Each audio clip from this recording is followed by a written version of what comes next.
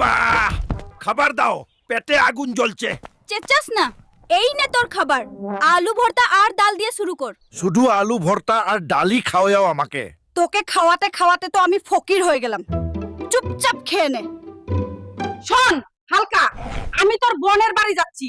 তুই তো সারাদিন বাড়িতেই বসে থাকিস, আমার মুরগি আর ছাগলগুলো একটু দেখিস। শুধু আলু ভর্তা খাওয়াই আমাকে।